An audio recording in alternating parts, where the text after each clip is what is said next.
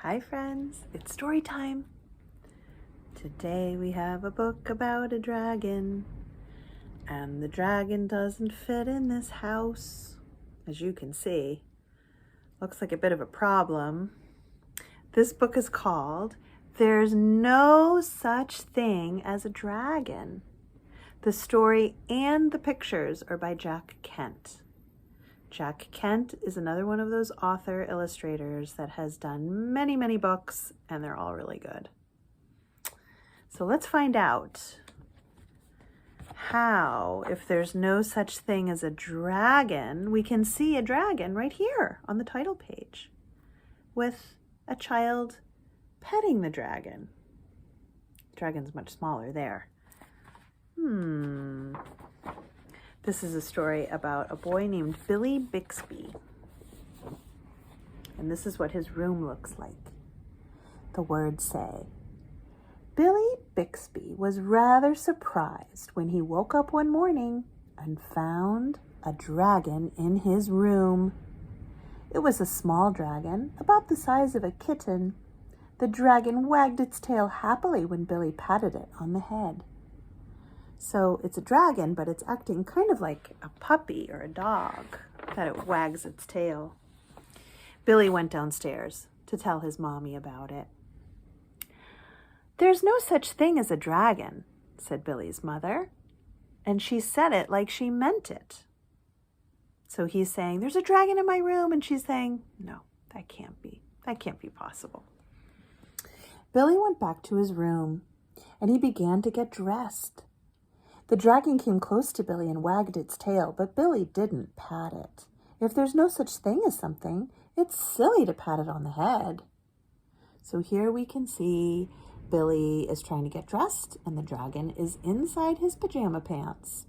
He's trying to put on his shoes, and the dragon is bringing him one. The dragon is also rubbing up against his legs like a kitty does when it's happy. If there's no such thing as a dragon, how come we can see it? And Billy can see it. Billy washed his hands and face, and he went downstairs to breakfast. The dragon went along. It was bigger now, almost the size of a dog. It's growing very quickly. Only in the time that it took Billy to get dressed, it grew bigger.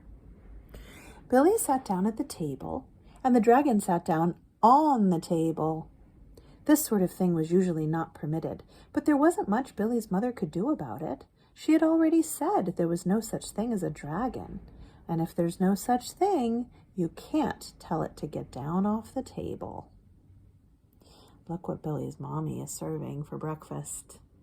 Billy is licking his lips, and we see the dragon's tongue too. Uh-oh. Mother made pancakes for Billy, but the dragon ate them all. Mother made some more, but the dragon ate those too. Mother kept making pancakes until she ran out of batter. Billy only got to eat one of them, but he said that's all he really wanted anyway. I don't know. Billy looks like he does want pancakes, but the dragon is just pushing him away. The mommy looks like she's saying, oh my, I think she can see this dragon, even though she's saying that there's no such thing as a dragon. Billy went upstairs to brush his teeth. Mother started clearing the table. The dragon, who was quite as big as Mother by this time, made himself comfortable on the hall rug and went to sleep. This is a problem if the dragon keeps growing and growing. Uh-oh. You won't believe this page. Look at this. I've got to bring it closer so you can really see how big it is. By the time Billy came back downstairs, the dragon had grown so much he filled the hall. Billy had to go around by way of the living room to get to where his mother was. I didn't know dragons grew so fast, said Billy. There's no such thing as a dragon, said Mother firmly. Cleaning the downstairs took Mother all morning, what with the dragon in the way and having to climb in and out of windows to get from room to room. So the mommy is saying there's no such thing as a dragon, but we can see that she's standing on a chair so that she can reach over the dragon to do some dusting. And we can see that she can see the dragon over here because she's thinking, oh, I can't walk down the hallway. The dragon's there. So I'm going to have to go in the window and out the window. It looks like she's climbing in this window, so she must have climbed out another window that we can't see. And here she's trying to clean the floor and she's lifting up the dragon's tail. So she can definitely see the dragon, even though she doesn't think that it could be real. She does see it. By noon, the dragon had filled the house. Its head hung out the front door, its tail hung out the back door, and there wasn't a room in the house that didn't have some part of the dragon in it. This picture is a little like the cover, isn't it? There's a lady walking with a baby in a stroller, and she sees the dragon too. She must be wondering what's going on. I've never walked by a house with a dragon poking out the front door. When the dragon awoke from his nap, he was hungry. A bakery truck went by, and the smell of fresh bread was more than the dragon could resist. The dragon ran down the street after the bakery truck. The house went along, of course, like the shell on a snail. So the dragon is so big that when he stood up to go chase the bread truck, the house did not stay stuck to its foundation. The house popped off of its foundation and stayed on the dragon. And now they're going for a ride on the dragon's back. The mailman was just coming up the path with some mail for the Bixbys when their house rushed past him and headed down the street. He chased the Bixbys' house for a few blocks, but he couldn't catch it. When Mr. Bixby came home for lunch, the first thing he noticed was that his house was gone. Luckily, one of the neighbors was able to tell him which way it went. So there's the mailman running down the street after the dragon. I wonder if anyone will catch the dragon. Mr. Bixby got in his car and went looking for his house. He studied all the houses as he drove along, and finally he saw one that looked familiar. Billy and Mrs. Bixby were waving from an upstairs window. You can see what happened to the bakery truck. The dragon really wanted a snack. I wonder how the dragon opened the van. Did it pick up the van in its mouth and shake it like a dog would? I wonder how it got all the bread out. Billy and Mrs. Bixby are having a good time. They don't look scared at all. They're waving happily.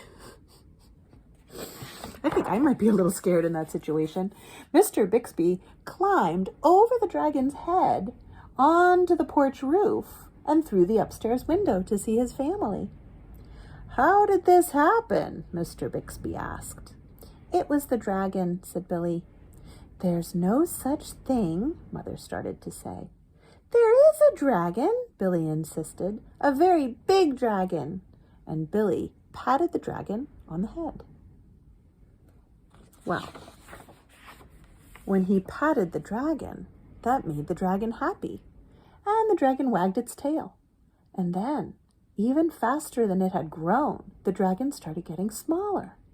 It got smaller and smaller. There goes the bread truck. It needed a tow. Smaller, and soon it was kitten size again. I wonder what made the dragon get small again. Was it just because it was happy? Then I wonder what made it big.